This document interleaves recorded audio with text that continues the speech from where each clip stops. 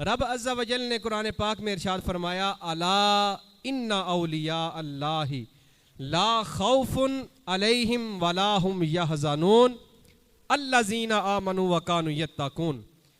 رب عز و جل نے فرمایا الا خبردار ہو جاؤ، سن لو، ان اولیاء اللہ بے شک جو اللہ کے اولیاء ہیں، لا خوف علیہم ولا هم یحزنون، نہ تو ان کو کوئی خوف ہوگا اور نہ وہ غم زدہ ہوں گے۔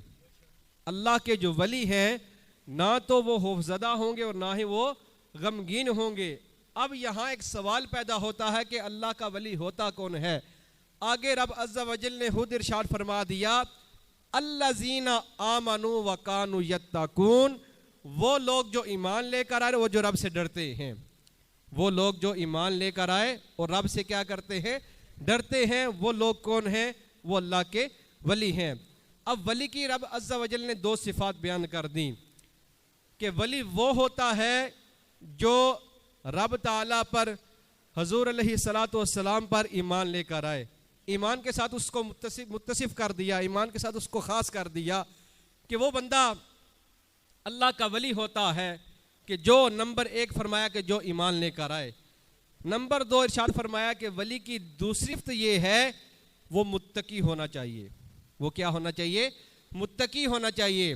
اور متقی ہونے سے مراد کیا ہے؟ تقویٰ کسے کہتے ہیں؟ تقویٰ کا معنی یہ ہے کہ جن کاموں کا کرنے کا رب تعالیٰ نے حکم دیا ہے وہ کام کرے، جن کاموں سے رب نے بچنے کا حکم دیا ہے ان سے بچے، اس کو تقویٰ کہتے ہیں۔ اس کو کیا کہتے ہیں؟ تقویٰ کہتے ہیں۔ رب تعالیٰ نے قرآن پاک میں یہ اولیاء کی شان بیان کر دی کہ اللہ کے اولیاء وہ ہیں کہ جن کو نہ تو کوئی خوف ہوگا نہ وہ غمزدہ ہوں گے۔ رب وہ ہوں گے کون؟ فرمایا الذین آمنوا وکانوا یتقون، وہ لوگ جو ایمان لے کر آئے اور جو رب سے ڈرتے ہیں۔